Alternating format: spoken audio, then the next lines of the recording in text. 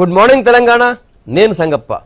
ఇవాళ పేపర్లో వచ్చినటువంటి ముఖ్యమైన వార్తలను చూసి వాటిని విశ్లేషిద్దాం. ఫస్ట్ వెలుగు చూద్దాం.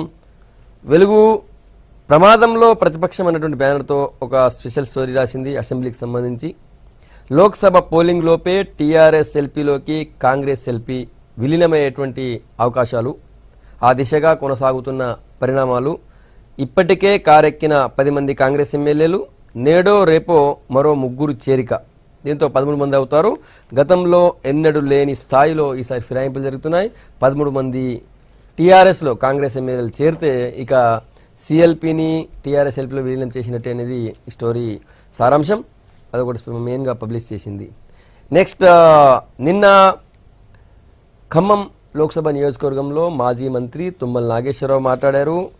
ముఖ్యంగా తనను ఓడించి చాలా తప్పు చేశారు, తనకి సీఎం దగ్గర ముఖం లేకుండా చేశారు. తర్వాత ఇప్పుడు ఒకవేళ నామాను ఓడిస్తే మిమ్మల్ని ఎవరు పట్టించుకోరనే యాంగిల్లో ఆయన మాట్లాడారు. చాలా ఫ్రస్ట్రేషన్లో మాట్లాడారు. దాన్ని నామాను ఓడిస్తే మిమ్మల్ని కుక్కలు కూడా చూడవు అని సేమ్ అదే పాయింట్ అన్నారు. అదే హైలైట్ చేసింది వెలుగు. ఎన్నికల ప్రచారంలో జనాన్ని ఉద్దేశించి మాజీ మంత్రి తుమ్మల వ్యాఖ్యలు. పాలేరులో మీరు కాంగ్రెస్కు వేసిన ఓట్లు మురికి కాలువలో పడ్డాయి. నన్ను ఓడించి ఖమ్మం జిల్లాకే చెడ్డ పేరు తెచ్చారు. 35 ఏళ్లలో ఎప్పుడూ ఇంత బాధపడలేదని చెప్పి తుమ్మల నాగేశ్వరరావు ఉన్నారు. అది ఇంకో స్టోరీ. తర్వాత నిజామాబాద్లో నిన్నటి రాజీనామాల ఉపసంహరణ తర్వాత 185 మంది బరిలో ఉన్నారు. అందులో కేవలం రైతులే 176 మంది మిగిలారు. నిజానికి రైతులు ఎవరు కూడా, ఒక 4 తప్ప వేరే రైతులు ఎవరు కూడా ఉపసంహరణ చేసుకోలేదు. దాంతో అక్కడ 185 మంది బరిలో ఉన్నారు. సో ఆ విషయం పైన ఏం చేస్తారన్న దానిపైన నిన్న రజత్ కుమార్ మాట్లాడారు. నిజామాబాద్పై ఈసీదే నిర్ణయం.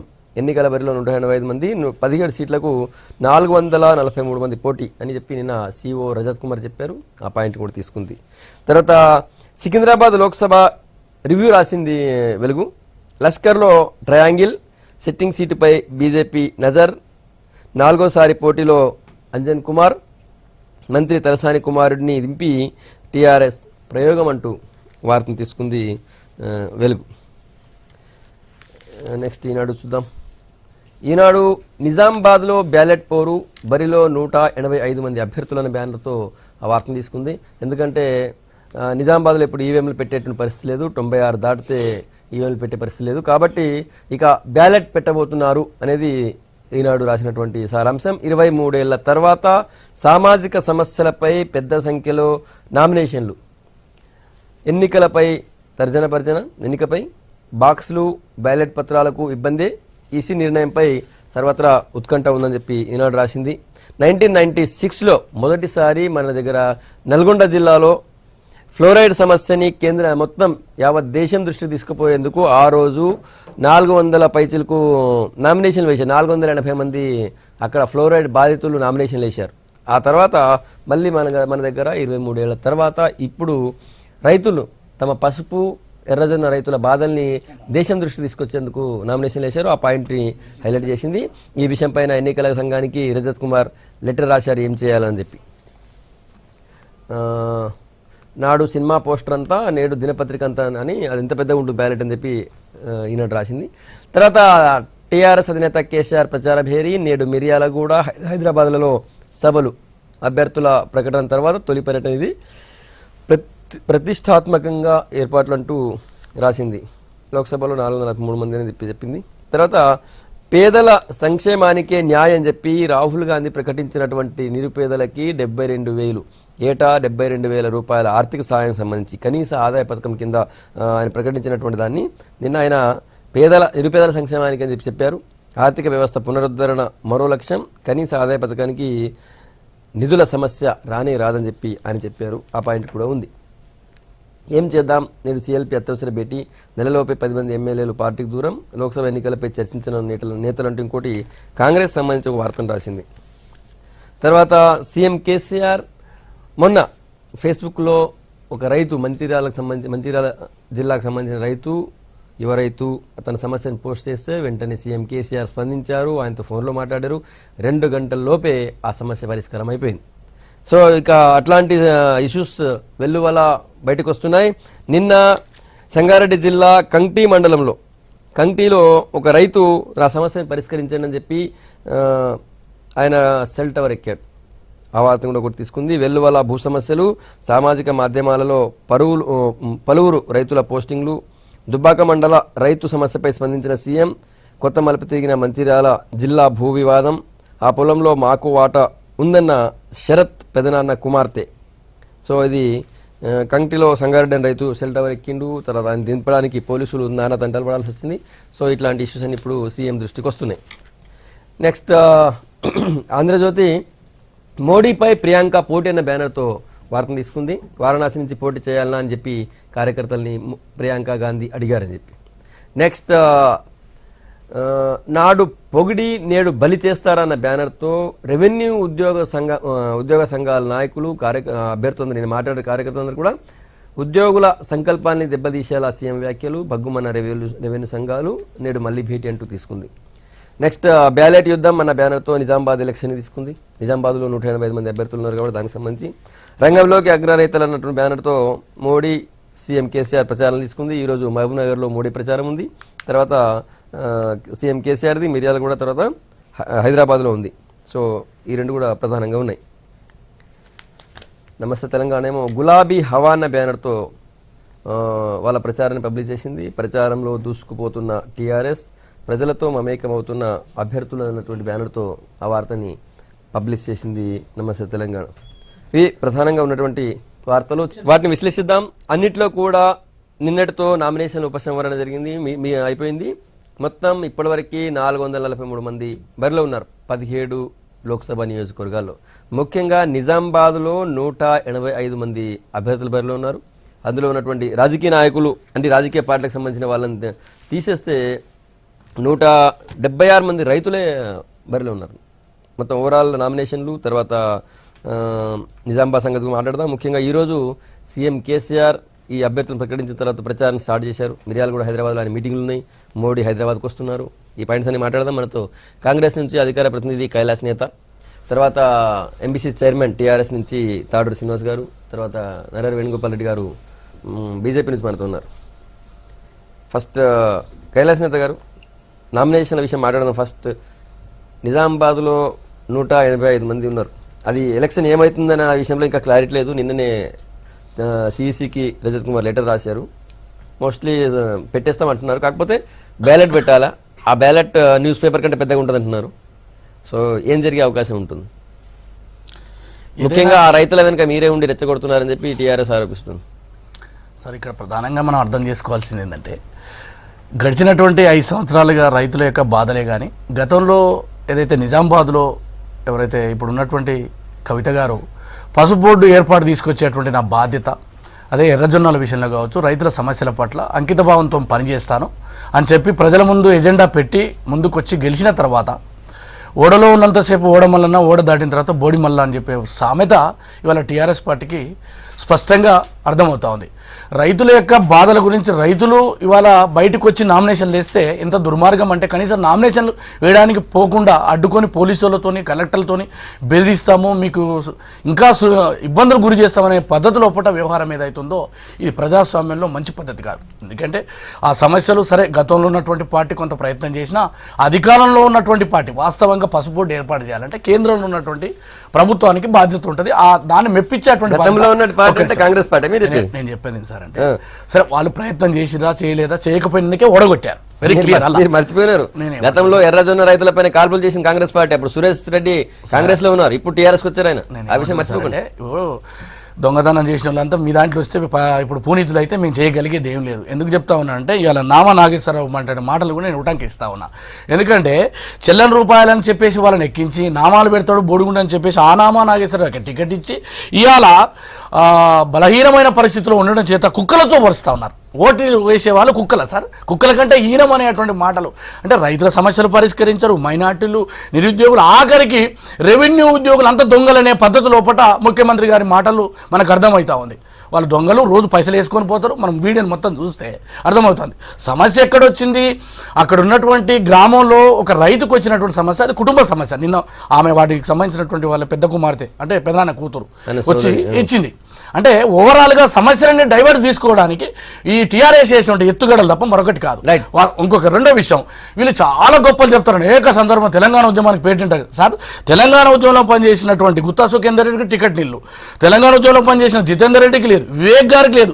ఇవాళ ఎవరు తెలంగాణ వాదులైనంటే తెలంగాణకు వ్యతిరేకంగా పనిచేసినటువంటి తలసాని శ్రీనివాస యాదవ్ కుమారుడు మహానుభావుడిగా రూపాంతరం చెందిరు.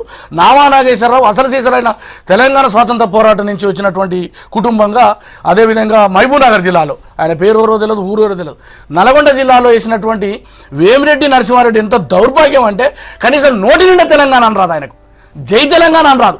అటువంటి వాళ్ళకి ఇలా అరాజు పాట పెట్టి కొనుక్కొని వీళ్ళు రైతుల గురించి మాట్లాడితే నైతిక అర్హత లేదు. ఖచ్చితంగా తెలంగాణలో ఏదైతే ఇవాళ పెళ్ళుబికి మొన్న జరిగినటువంటి గ్రాడ్యుయేషన్ ఎన్నికల్లో ఫలితాలు వచ్చినో రేపు ఫలితాలు రాబోతామని మీరు చూడండి. Right sir. వేణుగోపాల్ రెడ్డి గారు, ఈ నామినేషన్ ఇష్యూని ఎట్లా చేస్తారు మీరు? వాళ్ళు దేశం దృష్టికి, కేవలం రాష్ట్రం కాదు, రాష్ట్రం మీద కోపం కాదు, దేశం దృష్టికి ఈ ఇష్యూ తీసుకుపోవాలని అంతమంది నామినేషన్లు వేశారు. ఇప్పుడు వివిధ సమస్యలను ప్రజాస్వామ్యబద్ధంగా ప్రభుత్వాల దృష్టికి తీసుకుపోవాలని చెప్పి, లేదంటే ప్రజాప్రతినిధుల దృష్టికి తీసుకుపోవాలని చెప్పి చేయడం ఏదైతుందో ఇదే మొదలు కాదు, ఇదే లాస్ట్ కాదు. చాలా సంవత్సరాల నుంచి చాలాసార్లు ఇట్లాంటి సంఘటనలు జరిగినాయి. అందులో ఇదివరకు మెదక్లో ఒకసారి జరిగింది, ఇంకా కొన్ని దిక్కులో కూడా జరిగినాయి. అయితే నల్గొండలో ఫ్లోరైడ్ బాధితులు వేశారు, బెల్గాంలో కూడా ఒకసారి వేశారు. సమస్యను ఎవరు గెలిచినా ఎవరు ఓడిపోయినా, ఆ ప్రతిపక్షాలైనా అధికార పక్షమైనా ఆ సమస్యను పరిష్కరించాల్సిన అవసరం ఉన్నది ఒకటి. రెండవది ఏంటంటే ఇది ఎలక్షన్ కమిషన్ చూసుకుంటుంది, ఇక దీన్ని రాజకీయాలు చేయాల్సిన అవసరం లేదు. కాకపోతే ఒకవేళ ఇప్పటికిప్పుడు ఎన్నికలు నిర్వహించాల్సిన పరిస్థితి లేకపోతే దాన్ని కాస్త 10 రోజులు 15 రోజులు వాయిదా వేసుకొని దానికి కావాల్సిన బ్యాలెట్ పేపర్ అన్ని రెడీ చేసుకొని గతంలో చేసినట్టే ఎలక్షన్స్ కంప్లీట్ చేస్తారు. ఎలక్షన్ ఏం ఆగది, ఎంతమంది వేసినా, 1000 మంది వేసినా, 900 మంది వేసినా, 500 మంది వేసినా ఎలక్షన్ ఏమో పెడతారు. కాబట్టి కాస్త ఎన్నిక నిర్వహించడం అనేది ప్రొలాంగ్ అయితే తప్ప ఎలక్షన్ అయితే ఆగదు. సమస్యను అల్టిమేట్లీ ఏంటంటే సమస్యను పరిష్కరించాల్సిన అవసరం అయితే ఉంది. ఆ సమస్యను దృష్టికి తీసుకొచ్చేందుకే ఈ యొక్క నామినేషన్ వేసిండ్రు. అది ఎవరి పరిధిలో ఉంటే వాళ్ళు చేయాలి. అయితే ఇప్పుడు ఇక్కడున్న రాష్ట్ర ప్రభుత్వం అల్గగా ఏ సమస్య వచ్చినా కేంద్రం మీద నెట్టేయడం అనేది వాళ్ళకు ఒక అలవాటు అయిపోయింది. మరి అన్ని కేంద్రం మీద నెట్టేసినాక మీరు ఎందుకు ఇక్కడ పరిపాలించరు? వ్యవసాయం రాష్ట్రాల పరిధిలో పసుపు బోర్డు ఏర్పాటు చేయాల్సింది కేంద్రమే. ఒక విషయం ఏంటండి, స్పైసెస్ బోర్డు అనేది దేశంలో సౌత్లో ఒకటి, నార్త్లో ఒకటే ఉంటుందండి. బోర్డు ఏర్పాటు చేయరు, బోర్డు అనేది ఒకటే ఉంటుంది. కేరళలో ఉంది అది స్పైసెస్ బోర్డు. దానికి అనుబంధంగా ఒక యూనిట్ ఏర్పాటు చేస్తారు. అయితే ఇప్పుడు ఏంటంటే పసుపుకు కావాల్సిన మద్దతు రేట్ ఏదైతే ఉన్నదో కేంద్రం ప్రకటించింది, ఇస్తున్నది. దానికి ప్రాసెస్ యూనిట్స్ పెడతా అన్నాడు కేసీఆర్, పెట్టలేదు ఇప్పటివరకు. ప్రాసెస్ యూనిట్స్ పెడితే రేట్లు పెరుగుతాయి. కేంద్రం కూడా కొన్ని ప్రాసెస్ యూనిట్స్ పెట్టింది, ఆ ప్రాసెస్ యూనిట్స్ కూడా ఇస్తా అంటే తీసుకోలేదు. రైట్. కాబట్టి ఇవన్నీ వ్యవసాయం అనేది గుర్తుపెట్టుకోండి, సాగునీరు వ్యవసాయం రాష్ట్రాల పరిధిలో ఉంది. కాబట్టి రాష్ట్రాలు నిర్వహించాల్సిన బాధ్యత అవి. రాష్ట్రాలు గాలికి వదిలేసేసి అన్ని కేంద్రమే నెట్టేస్తే మరి కేంద్రం చేసినాక మీరెందుకు? కాబట్టి ప్రజలకు కేంద్రం ఏం చేయాలి, రాష్ట్రం ఏం చేయాలి తెలియని అజ్ఞానులు అనుకొని అజ్ఞానంగా మాట్లాడితే అది నడుస్తుంది అనుకొని వాళ్ళు అనుకుంటారు. అది కాదు, తప్పు. రాష్ట్ర ప్రభుత్వాలు ఏం చేయాలి, ఒక పంచాయతీ బోర్డు ఏం చేయాలి, ఒక మండల పరిషత్ ఏం చేయాలి, జిల్లా పరిషత్ ఏం చేయాలి, రాష్ట్ర ప్రభుత్వం ఏం చేయాలి, కేంద్రం ఏం చేయాలి, అదే విషయాన్ని పదే సీఎం గారు ప్రశ్నిస్తున్నారు. ఎక్కడో మహబూబ్నగర్ లో ఉన్నటువంటి సీఎం స్థాయిలో ఉన్న వాళ్ళే పల్లెటూరులో ఉన్నటువంటి పిఎస్సి కూడా ఢిల్లీ ఎందుకు డిక్టేట్ చేయాలంటున్నారు. పిఎస్సి ఏంది? ప్రైమరీ హెల్త్ సెంటర్ కూడా వాళ్ళు ఎందుకు డిక్టేట్ చేయాలి? ప్రైమరీ హెల్త్ సెంటర్ కేంద్రం ప్రైమరీ హెల్త్ సెంటర్ కేంద్రం నిధులు వచ్చేది డైరెక్ట్ మాకు స్టేట్ నిధులు ఎందుకు ఇస్తుందండి? అది నేషనల్ లెవెల్లో పెట్టిన స్కీమ్, అది ఒక తెలంగాణ కూడా నేషనల్ లెవెల్లో పెట్టిన స్కీము. ఆ స్కీమే తప్పు. ఏ స్కీమ్ కాదండి, ఇప్పుడు ఉన్న స్కీమ్లన్నీ స్టేట్. ఒక్క నిమిషం వినండి, కేసీఆర్ అజ్ఞానులు అనుకుంటుండు. కేసీఆర్ అది ఒకటే ఎందుకు చెప్తాడు? అన్ని స్కీములు కేంద్రం పెట్టినాయి, అన్ని స్కీములు అమలు చేసేది రాష్ట్రమే. ఇప్పుడు ఉపాధి హామీ ఉన్నదండి, ఎవరు అమలు చేస్తున్నారు? ఎవరు పెట్టినరు? రాష్ట్రమే కదా అమలు చేసేది, పెట్టింది కేంద్రమే కదా. ఇప్పుడు ఒక పీడిఎస్ ఉన్నది, ఎవరు డబ్బులు ఇస్తున్నారు? అమలు చేసేది వాళ్ళు రాష్ట్రమే కదా, ఇచ్చేది కేంద్రం కదా. అంటే అమ్మ నువ్వు ఆ లెక్క చెప్తే ఇవన్నీ తీసి పారేయాలి. మరి పీడిఎస్ తీసేయాలి, ఇవి తీసేయాలి, అన్నీ నువ్వే పెట్టుకుంటావా? పెట్టుకో. మరిగా ఎగ్జిక్యూషన్ మొత్తం రాష్ట్రాలు చేయాలని కేంద్రం ఇచ్చినా రాష్ట్రం ఇచ్చినా ఈ మినిమం కామన్ సెన్స్ లేకుండా ప్రజలకు ముఖ్యమంత్రులే అబద్ధం చెప్తే ఇంకేం చేయాలి? పీడిఎస్ కేంద్రం ఇస్తలేదా? మొత్తం ప్రొక్యూర్ కేంద్రం చేస్తలేదా? డబ్బులు ఇస్తలేదా? మరి అది మాట్లాడతలేవు. ఎడ్యుకేషన్ నిధులు ఇస్తలేదా? అది మాట్లాడతలేవు. అదే ఎడ్యుకేషన్ నిధులు నేను అడుగుతున్న పంచాయతీకి 23 రైట్స్ ఉన్నాయి, 29 రైట్స్ ఉన్నాయి. ఇచ్చినావాను? పంచాయతీ బోర్డు లా ఉండదు. నువ్వు పంచాయతీ బోర్డు డైరెక్ట్ నిధులు వస్తున్నాయి, నువ్వెందుకు ఇస్తావు? డైరెక్ట్ నిధులు అన్ని అడుగుతున్నావు. నువ్వు నిధులు ఎమ్మెల్యేలకు ఇస్తావు, పంచాయతీ బోర్డుకు నిధులు నువ్వు ఎమ్మెల్యేలకు ఇస్తావు. ఎమ్మెల్యేల కంట్రోల్లో పెట్టుకుంటావు. కేంద్రం డైరెక్ట్ పంచాయతీలకు ఇస్తుంది. కేంద్రం ఆదర్శమా, నువ్వు ఆదర్శమా?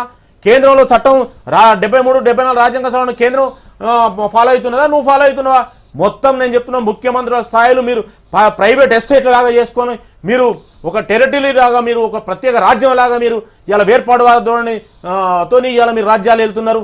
మొత్తం ఒక ఫ్యామిలీ పార్టీలుగా ఏంటిది, ఒక ఫ్యామిలీ పార్టీ లాగా రాజ్యం వెళ్తున్నారు. ఇవాళ మీకు రాజ్యాంగం విలువలు, ప్రజాస్వామ్య విలువలు తుంగలో దొక్కేసి మీరు ఏది మాట్లాడితే పత్రికలు రాస్తున్నాయి కాబట్టి మాట్లాడడం ప్రజల నాయకులు కాదు. గట్టులో ఉన్న స్కూలు, గట్టులో ఉన్నటువంటి హెల్త్ ఇష్యూని కూడా కేంద్రం ఎందుకు చూసుకోవాలి? రాష్ట్రమే చూస్తుందని చెప్తున్నా కదా నేను. కేంద్రం నిధులు మాత్రమే ఇస్తుందని చెప్తున్నా కదా, రాష్ట్రమే చూస్తుందని చెప్తున్నా. ఇవాళ 2000 రూపాయలు రైతులకు ఇస్తున్నారు. ఎవరు ఒక్క నిమిషం, 2000 రూపాయలు రైతులకు ఇస్తున్నది 3 దశలలో. ఎవరు పంపిరు లిస్టు? రాష్ట్రం పంపింది లిస్టు. కేంద్రం వచ్చి కూర్చొని రాయేది. కామన్ సెన్స్ లేకుండా మాట్లాడితే ఎట్లా? ఈ కేంద్రం ఏది ఇచ్చినా కూడా రాష్ట్రమే నిర్వహిస్తుందని చెప్తుంటే, ఇల్లు ఇస్తే కేంద్రం నిర్వహిస్తుందా? రాష్ట్రమే నిర్వహిస్తుంది. వైద్యం రాష్ట్రమే నిర్వహిస్తుంది. ఎడ్యుకేషన్ రాష్ట్రమే. నీకు నిధులు మాత్రమే ఇస్తున్నారు. నీకు జులాబ్ అవుతున్నది. ఎందుకంటే ఎక్కడ మోడీకి పేరు వస్తుందో, ఎక్కడ ఓట్లు పోతుందో, నీకు ఓట్ బ్యాంక్ రాజకీయాలు. నీ రంది అది ప్రజలకు బాగా కావాలని కాదు. అన్ని నీకు ఇస్తే గీదే చేస్తా. నీకెందుకు ఇస్తారు? ఎవరి పరిధిలో వాళ్ళే ఉంటాయి నిధులు. కేంద్రానికి వచ్చే నిధులు కేంద్ర వాటా నుంచి ఇస్తున్నారు, నీ రాష్ట్ర వాటా నుంచి ఇవ్వడం లేదు. కానీ ఆ ఎగ్జిక్యూషన్ నువ్వే చేస్తున్నావు, నిర్వహణ నువ్వే చేస్తున్నావు. అది సోయి పెట్టుకొని మాట్లాడాలి. అన్ని కేంద్రమే ఇస్తున్నది, కానీ నిర్వహణ అంతా నువ్వే చేస్తున్నావు. సార్, నేను కావాలనే వ్యూహాత్మకంగా అనేక విషయాలలో అబద్ధాలు మాట్లాడి మా మీద నిందలు వేసినా కానీ నేను భరించిన. ఎందుకు అంటే మళ్ళీ నేను మాట్లాడేవాడు వారు డిస్టర్బ్ చేయకుండా ఉండడానికి. వారు పొద్దున్నే 7:30కు ఆవేశం అక్కర్లేదు. V6లో చాలా చక్కగా నాకు టైం ఇచ్చినారు, నేను చెప్తాను. ఒకటి, మీరు అడిగినటువంటి సమస్య రైతులు నిజామాబాద్లో నామినేషన్లు. ఆ తర్వాత రాష్ట్రం యొక్క ఏవైతే కొన్ని కేంద్ర జాబితాలోని అంశాలు రాష్ట్రాలు అయితే చక్కగా నిర్వహించుకుంటాయి అనే దాని మీద ఈరోజు కేసీఆర్ గారు ఒక దేశంలో అన్ని పార్టీల ముందు పెట్టి చర్చకు పెట్టినాడు. ఒక ఎజెండా తీసుకున్నాం మేము. ఈరోజు ఒకవేళ నిజంగా కూడా కేంద్రం తెచ్చినటువంటి పథకాలన్నీ కూడా మా చేతిలోనే ఉండాలి. PDS సిస్టమ్ మా చేతిలోనే ఉండాలి. ప్రైమరీ హెల్త్ సెంటర్స్ మా చేతిలోనే ఉండాలి. మారుమూల ఆదిలాబాద్ అడవిలో ఉన్నటువంటి ఒక పబ్లిక్ హెల్త్ సెంటర్ కానీ, ఒక ప్రైమరీ స్కూల్ కానీ మా చేతిలోనే ఉండాలి అనుకున్నప్పుడు ఉండనివ్వండి. కానీ మరి ట్యాక్స్ డెవల్యూషన్ పెంచండి, అది ఉన్న 50-50 చేయండి. ఏమవుతుంది? ఇవాళ రాష్ట్రాలు కట్టేటటువంటి డబ్బే కదా. కేంద్రంలో కొత్తగా ఉత్పత్తి కర్మాగారం డైరెక్ట్ చేసుకోలేదు కదా. రాష్ట్రాల అభివృద్ధి, గ్రామాల అభివృద్ధి, దేశాభివృద్ధి. ఈ కాన్సెప్ట్ మనం తీసుకోవాలి. సరే, కేంద్రంలో ఉండాల్సినటువంటి అంశాలు ఏవి, రాష్ట్రాలకు ఉండాల్సినటువంటి అంశాలు ఏవి, ఈరోజు ఈ ఎన్నికలలో మేము చర్చకు పెట్టినాం. మీరు ఆ చర్చను తీసుకోవడం మాకు సంతోషమే, మేము కాదంటలేం. సరే, రెండోది ఢిల్లీ బీజేపీ ప్రతినిధులు రాష్ట్రాలలో ఉన్నా కానీ ఇవన్నీ కేంద్రం ఢిల్లీలో ఇవాళ గవర్నమెంట్ ఉంది కాబట్టి, ఇవాళ మా ప్రభుత్వం ఉంది కాబట్టి ఆ పవర్స్ అన్నీ అట్లనే కేంద్రంలో ఉంటే బాగుండు అని కోరుకోవడంలో వారు ఎవరు ప్రభుత్వంలో ఉన్నారు కాబట్టి వారు కోరుకుంటున్నారేమో. కానీ రాష్ట్రాలలో జనరలైజ్ చేసి ఇవాళ మన పార్టీ ఉంది, రేపు ఇంకో పార్టీ వస్తుంది. కానీ వ్యవస్థలో మార్పులు తీసుకురావాలి, పరిపాలనలో సంస్కరణలు తీసుకురావాలి. మనం కొత్తగా వచ్చినప్పుడు కొన్నిసార్లు సుదీర్ఘమైన పరిపాలనలో కొన్ని పార్టీలు చేసినప్పుడు కొత్తగా వచ్చేవారు కేసీఆర్ గారు తీసుకొచ్చారు కాబట్టి వచ్చింది. ఎప్పుడు చర్చకు రాలేదు. ఈ రోజు కేసీఆర్ గారు ఇదే ఎజెండా భుజాన వేసుకొని అన్ని రాష్ట్రాలన్నీ కూడా రిజర్వేషన్ సమస్య. నిన్న కూడా నా దగ్గరకు ఒక కేసు వచ్చింది. ఒక కులము ఇక్కడ తెలంగాణలో ఉంటుంది, వేరే రాష్ట్రాలలో లేదు. ఇవాళ ఒక కులము ఆ రకంగా సర్టిఫికేట్ ఇప్పుడు ఎంసెట్ రాయాలి, ఎక్కడ కోటాలో రాయాలి, IIT రాయాలి, ఎక్కడ రాయాలి, ఆ పిల్లలు ఆగమాగము. ఇవాళ సెంట్రల్లో జాబితాలో ఆ కులం సర్టిఫికేట్ లేదు, మరి దీనికి కూడా అది కావాలన్నా? మాట్లాడిన దాంట్లో చెప్తా ఉన్నా. రెండోది రిజర్వేషన్ కాదు, అన్ని అంశాలు. PDS అంశం పెట్టినారు, పబ్లిక్ హెల్త్, రాష్ట్ర జాబితాలు ఏవి ఉండాలి, కేంద్ర జాబితాలో. నేను అదే అడుగుతున్నా, రిజర్వేషన్ల అంశం గురించి నేను మాట్లాడుతున్నా. వారు చెప్పని విషయం ఇక చెప్పిందే చెప్తే లాభం ఏంటి? రెండోది రైతుల విషయం. రైతులకు 2 విషయాలు ఇక్కడ చర్చింపబడాలి. ఒకటి, కవిత గారు ఎంపీ కాకముందు నిజామాబాద్లో పసుపు బోర్డు సమస్య గురించి పార్లమెంట్లో ఏనాడైనా చర్చకు వచ్చిందా అనేది ఒకటి అంశం. బాధ్యత ఏంటి? రాష్ట్ర ప్రభుత్వం బాధ్యత, కేంద్ర ప్రభుత్వం బాధ్యత, ఇద్దరు ప్రభుత్వంలో ఉన్నాం. మా ఇద్దరి బాధ్యత ఏంది? అల్టిమేట్గా రైతులకు పసుపు బోర్డు రావాలి. పసుపు బోర్డు రావాలంటే మేము ఏం చేయాలి? మా బాధ్యత ఏంటి? దీంట్లో మేము కేంద్రం దృష్టికి తీసుకుపోయి కేంద్రం పెట్టేటటువంటి కండిషన్స్ని మేము ఫుల్ఫిల్ చేయాలి. రెండు, పార్లమెంటులో పదే పదే పసుపు బోర్డు చర్చింపబడింది. ఈరోజు అన్ని రాష్ట్రాల యొక్క ప్రభుత్వాలకు కానీ అనేక రాష్ట్రాలలో ఉన్న రాజకీయ పార్టీలను కానీ మా కవితమ్మ గారు అన్ని రాజకీయ పార్టీలను మెప్పించడానికి ఈరోజు వారిని పసుపు బోర్డు విషయంలో మాట్లాడితే అందరూ ఏకాభిప్రాయం వెలిబుచ్చారు, కేంద్రాన్ని డిమాండ్ చేసినాయి. ఇవాళ ఒక్క టీఆర్ఎస్ పార్టీ కాదు, మా కృషి వల్ల ఎర్రజొన్న రైతులు ఉన్నారు, ఎర్రజొన్న రైతులు మధ్య ధరాన్ని ఇవ్వండి, లేకపోతే బోనస్ అని ఇవ్వండి అంటారు. నాదొక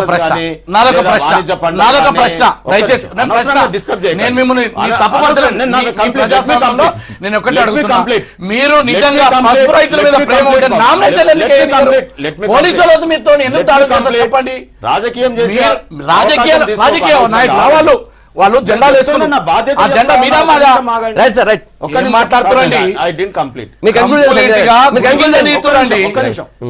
ఇప్పుడు ఎప్పుడైనా మీకు కూడా సింపతి నిందలు మా మీద వేశారు కాబట్టి మా మీద సింపతి ఉండాలి, మాకు ఒక నిమిషం ఎక్కువ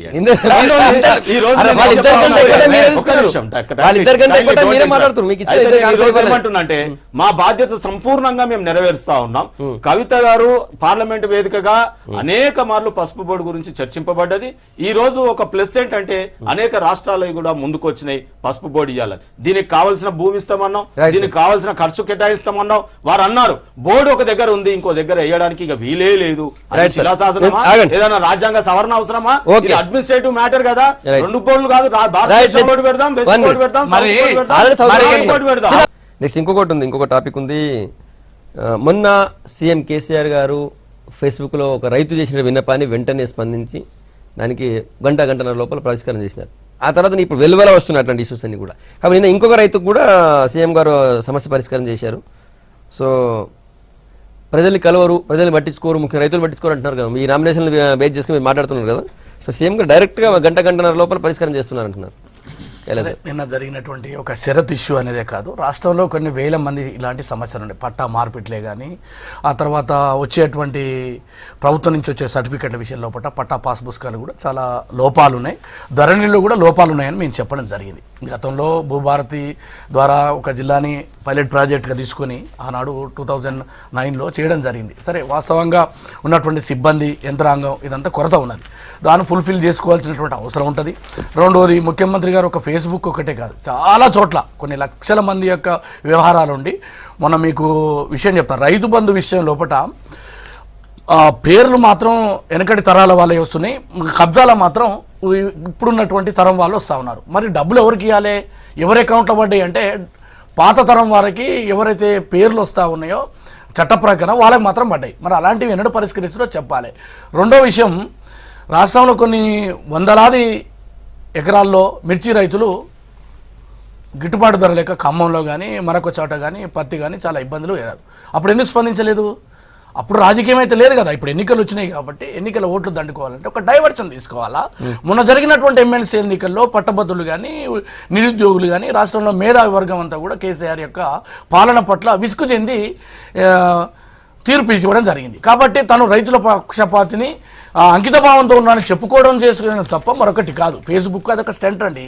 ఫేస్బుక్ ఏంది, డైరెక్ట్గా నీ సీఎం క్యాంప్ ఆఫీస్కి వస్తే ముఖ్యమంత్రి దర్శనం కరువైంది, మంత్రుల విషయం చెప్పుకుందామంటే దర్శనం కరువైంది. ఫేస్బుక్ సంగతి ఎందుకు, మనం దాని గురించి మాట్లాడదాం అంటే నువ్వు ఫామ్ హౌస్లో ఉంటావు కాబట్టి అవకాశం ఎక్కడ ఉందో 4G పెట్టించుకొని చేస్తా ఉన్నారు. సచివాలయంకి ఎందుకు రారు అంటున్నా, అంటే వాస్తు లేదు దానికి, ఈ కారణాలు చెప్పడం. ముఖ్యమంత్రి గారికి నిజంగా రైతుల పట్ల చిత్తశుద్ధి ఉంటే ఖచ్చితంగా ఇవాళ ఎవరైతే అది కాదా సమస్య పరిష్కారం చేయడం కాదా షరత్ ఒక్కడే ఉన్నా సార్. రాష్ట్రంలో కొన్ని లక్షల మంది యొక్క ప్రభావం, ఆయన సమస్య దృష్టి 10 లక్షల మంది పాస్ పుస్తకాలు రాలేదు సార్, 10 లక్షల మందికి. ఇది వాస్తవం కదా, ప్రభుత్వం చెప్పమనండి.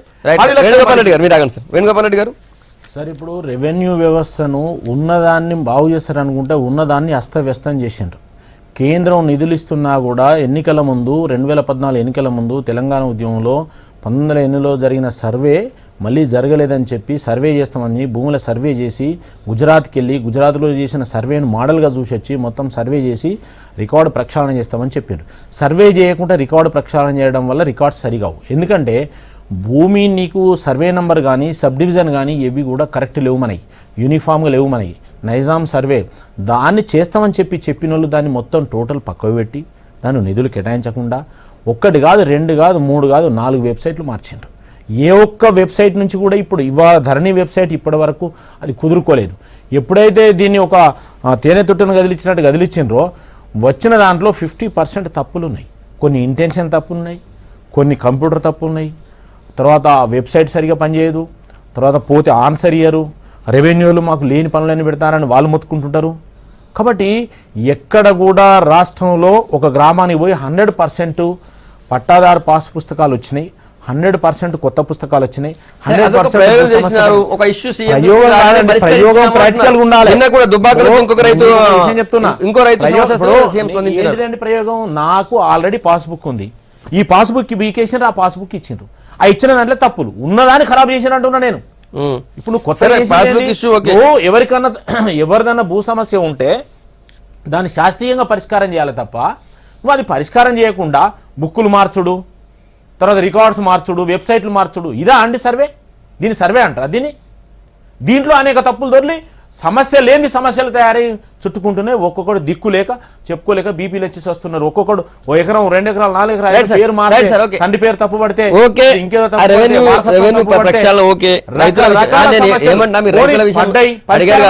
పరిష్కారం అయితే లేవు, పరిష్కారం అయితే లేవు. సీఎం దృష్టికి వచ్చిన చేసినారు. నిన్న కూడా దుబ్బాక చేసినారు. ఆ లెవెల్లో వెబ్సైట్ లో పెడితే ఒక సమస్య పరిష్కారం చేస్తే సీఎం ఎన్ని పరిష్కారం చేస్తారు? వ్యవస్థ ప్రక్షాళన కావాలి, వ్యవస్థ పనిచేయాలి, కానీ సీఎం పనిచేస్తే కాదు, వ్యవస్థ పనిచేయాలి. వ్యవస్థను సీఎం పనిచేయించాలి. చేస్తలేదు అంటున్నా కదా. చేసి సమస్యలు ఎందుకుంటాయి, చేసి తప్పులు ఎందుకుంటాయి, ఇంతమంది ఎందుకు తిరుగుతారు, ఇంతమంది ఎందుకు పెడతారు? అదే చెప్పే, నువ్వు ల్యాండ్ సర్వే చేయకుండా ఏ సమస్య పరిష్కారం కాదు. ల్యాండ్ సర్వే చేయకుండా ఏ సమస్య పరిష్కారం కాదు. ప్రభుత్వమే భూములు ఆక్రమిస్తున్నది. నన్ను అడిగారండి, నిన్ను అడిగితే చెప్పు తర్వాత. ఏ భూమి సమస్య? అసలు గవర్నమెంట్ భూములు ఎన్నో ప్రభుత్వం దగ్గర లెక్కున్నా నేను అడుగుతున్నా. సీలింగ్ భూములు ఎన్నో ప్రభుత్వం దగ్గర లెక్కున్నా నేను అడుగుతున్నా. 20-30 ఏళ్ళు చేసుకున్న సీలింగ్ భూములు నువ్వు వెబ్సైట్ లో పెట్టేసినావు. ఆత్మహత్య చేసుకో అన్న రైతు అని అడుగుతున్నా. కౌలు రైతులు ఎక్కడ పోవాలని అడుగుతున్నా. ఏ సమస్య పరిష్కారం అయిందని అడుగుతున్నా. లావన్ పట్టా భూములు ఐడెంటిఫై అనే అడుగుతున్నా. సీఎం గారు మాట్లాడతారో రెవెన్యూ ఎన్ని సమస్యలు ఉన్నాయో. ఈరోజు మేము అనేక సంస్కరణలో భాగంగా కొత్తగా రాష్ట్రం ఏర్పడ్డది కాబట్టి కొత్తగా పునాదులు వేయాల్సినటువంటి అవసరం రాష్ట్రాన్ని సాధించిన స్వాప్నికుడు కేసీఆర్కు ఉంది. ఆ బాధ్యతతోని ఈరోజు తెలంగాణ రాబోయే తరాలకు ఏదైనా పని చేస్తే కొన్ని తరాల వరకు ఉండేట్టుగా అనేక ప్రాజెక్టుల నిర్మాణం కానీ ఇటువంటి సంస్కరణలు కానీ అడ్మినిస్ట్రేటివ్ శాంక్షన్స్ కానీ తీసుకురావాల్సినటువంటి అవసరం ఉంది. సరే, దీంట్లో అడ్మినిస్ట్రేషన్కి మీకు అందరికీ తెలుసు. సరే, అనేక ఇబ్బందులు మళ్ళీ నేను మాట్లాడితే మాకు ఐఏఎస్ల కేటాయింపు నుంచి కేంద్రం నుంచి సహకారం అందట్లేదు, అయినా మేము కొంత ప్రయత్నం చేస్తూ ఉన్నాం. లేదు కదా, ఇప్పటికి ఇవ్వలేదు కదా, మనం అడిగిన ఐఏఎస్లు ఇవ్వలేదు ఇప్పటికి టిల్ టుడే. సో రెండోది నేను ఏమంటున్నా అంటే ఒక విషయం మర్చిపోతున్నారు, చాలా మంది ఐఏఎస్ పోస్టింగ్ లేక ఖాళీగా ఉన్న మన దగ్గర లూప్ లైన్ లో చాలా మంది నిర్వహించాల్సి వస్తుంది.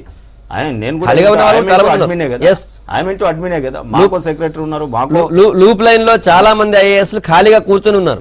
మీరు ఉన్న వాళ్ళకి ఒక్కొక్కరు 10 మంది 12 మందిని ఇచ్చినారు. సరిపోతుంది, 12 శాఖలు ఇచ్చినారు. ఒక్కొక్కటి మనం చూద్దామంటే రెండోది మనం ఈరోజు మీరు ఒకటి గమనించాలి. మనం సమగ్ర సర్వే చేసినప్పుడు అహో అట్లెట్లా చేస్తారు అన్నారు, తర్వాత సమగ్ర సర్వే లేదా దాని ప్రకారం ముందుకు పోండి అన్నారు. మేము మళ్ళా భూ సంస్కరణలు తీసుకొచ్చినప్పుడు అది ఎన్టీ రామారావుతో సైతం ట్రై చేసి ఊరుకున్నారు. ఇది చాలా తేనె తుట్టే, దీన్ని కదిలిస్తే చాలా ప్రాబ్లమ్స్ అని ఆ రోజు మమ్మల్ని కూడా ఇది ఎట్లా చేస్తారు అని మాట్లాడారు. అయినా మేము మొదలుపెట్టినాం. ఒకవేళ మీరు అనుకున్నట్టయితే 90% వరకు సక్సెస్ అయినాం. 10% ఎర్రింగ్ అఫీషియల్స్ ఉంటారు. రెండోది నేను ఏమంటున్నా అంటే సర్వే మొదలు పెట్టినాం. ఒక నిమిషం అండి, మేము ఒక్కొక్కటి చేస్తాం 4 ఏళ్లలోనే మొత్తం సర్వే కాకుండా పరిష్కారం కాదని చెప్తున్నా. కూడా ఒక సహకారం చేయి, అన్ని రిఫార్మ్స్ కేంద్రం నిధులు ఇస్తున్న దానికి ల్యాండ్ సర్వే చేస్తే పరిష్కారం అయితే చెప్తాను. మీకు చేయడం చేతనైతే లేదు ఆడికెళ్ళి, కానీ మీకు బాగా నార్త్ ఇండియా లీడర్సే మీకు బాగా కమ్మగా ఉంటారు. మీకు ప్రభుత్వం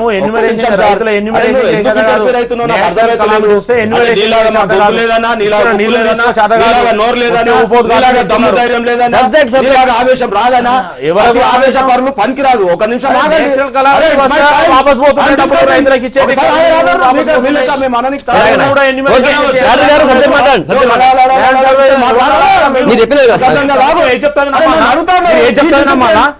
సమస్యలు ఎదురైతలేవా? రైతులు కొట్టుకుంటలేరా? రైతులు రోడ్ల మీదకి వస్తలేరా? ఇప్పుడిప్పుడే లేస్తారు మీరు జనాలు. ప్రతి దానికి ఊరికే సోది పెడితే ఎట్లా? అరే ఒక్క నిమిషం ఆగరా, నన్ను అడుగుతున్నాడు, కొత్త నేను స్కీములు చెప్తున్నా. కొత్త స్కీములు నేను ఏది చెప్పేదే 5 ఏళ్ళు చెప్తున్నా. పరిపాలించినాక ఎందుకు రోడ్డు మీదకి వస్తాడు రైతు? ఏంది నీ బాధ ఏంది ఇయ్యాల చెప్పు. 5 ఏళ్ళు పరిపాలించిన రోడ్డు మీద భూ సమస్య పరిష్కారం కాదు, నీటి సమస్య పరిష్కారం కాదు. రుగ్మతలతోనే బీపీ ఎవరో బీపీ ఉన్నారు, మాకేం బీపీ లేదు, మీకేమన్నా? మీరు ఏం చెప్పేది పడి ఉండాలా? ఆపర్చునిటీ, నా అవకాశం. రాగండి. B6 లో నాకు ఒక సార్ అవకాశం, ఒక okay senior journalist. Venugopal Reddy గారు మీరు ఆగండి. మీ సబ్జెక్ట్ I should have చెప్పండి. utilized my time. Okay Properly. మీరు చెప్పండి. మీరు ఏంటండి మీరు? సబ్జెక్ట్ మాట్లాడండి సార్, ఒక టైం అయిపోతుంది. డిబేట్ ఒక కొలిక్ పొలిటీషియన్ ఈ రాష్ట్రం అభివృద్ధి అది కాదు. ఈ రాష్ట్రం గురించి ప్రజల పక్షాన నేను ఈ సమస్య రాష్ట్రం మాట్లాడుతున్నా. అభివృద్ధి ఏ రకంగా సమస్యకు జవాబు చెప్పలేను. కేంద్రం నుంచి మనకి ఏమేమి ఇబ్బందులు మీరు ఉన్నాయి? మీరు చర్చింపబడాలి. మీరు సమస్యకు జవాబు చెప్పకుండా ఏదో మీరు కేంద్రం ధోరణి ఏం చెప్తున్నారు. లేదు అనేది మాటనే రావద్దు.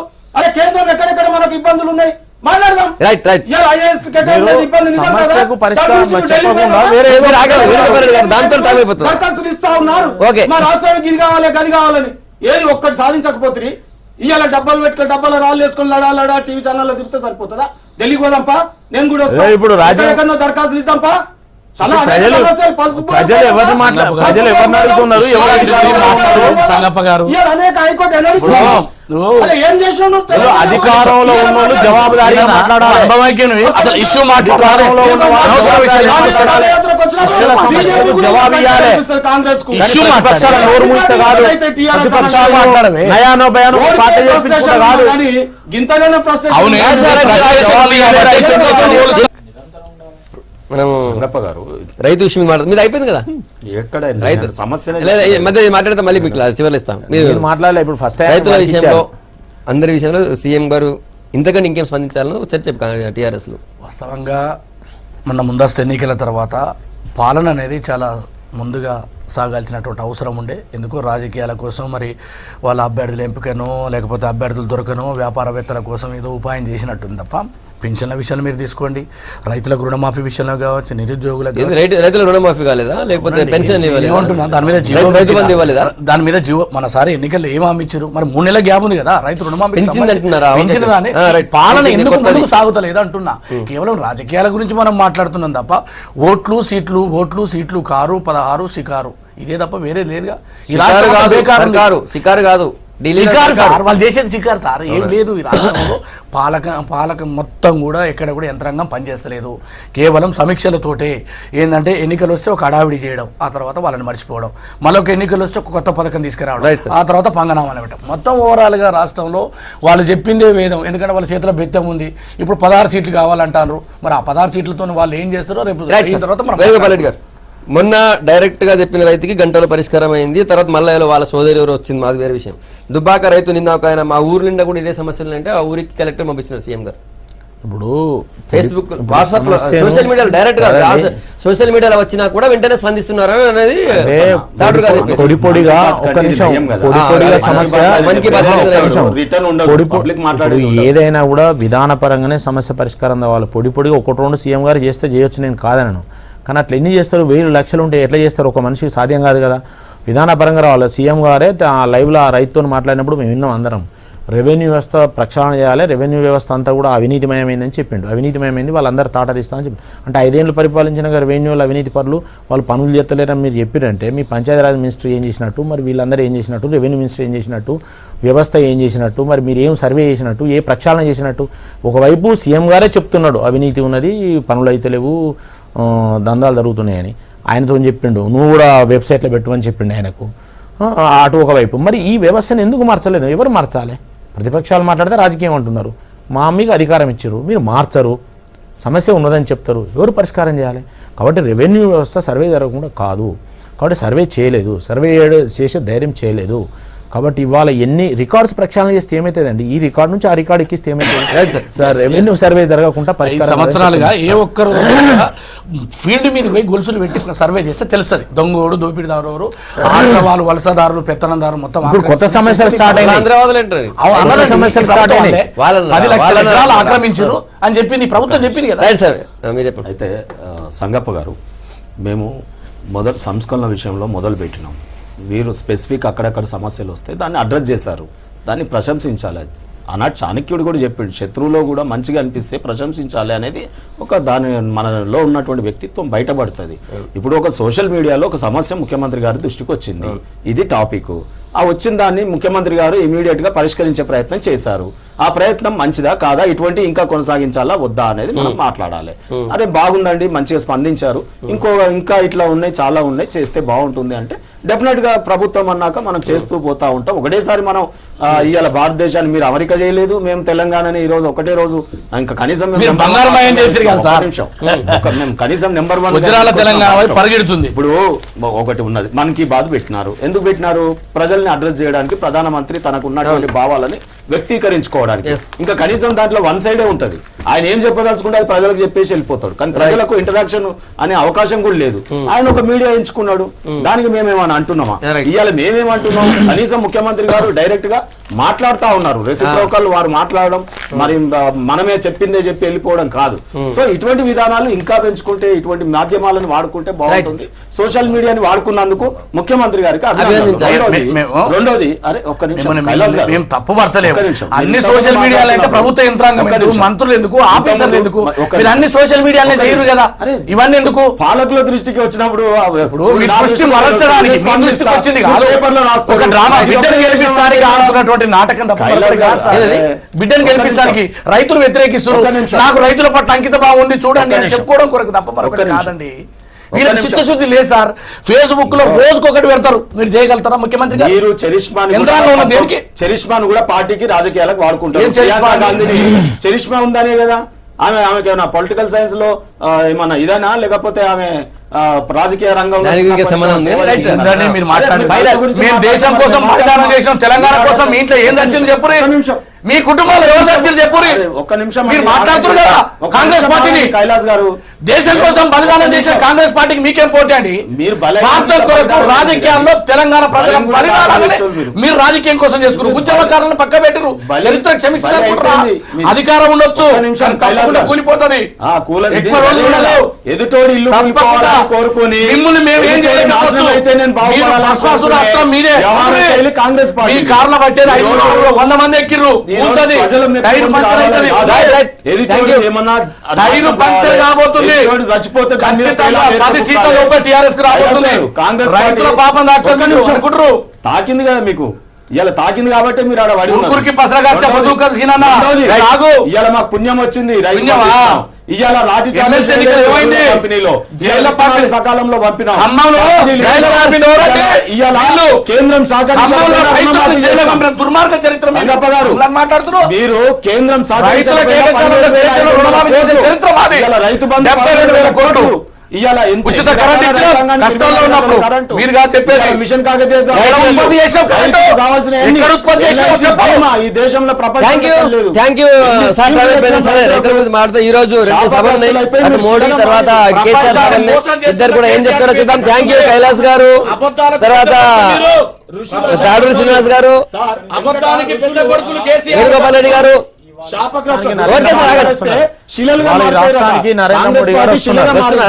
ప్రధానమంత్రి వస్తే కూడా మీరు ఏం సమస్య తీసుకోలేదు.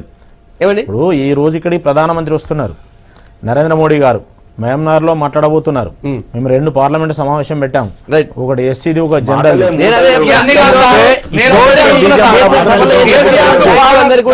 మళ్ళీ రేపు పొద్దుగాల కలుద్దాం.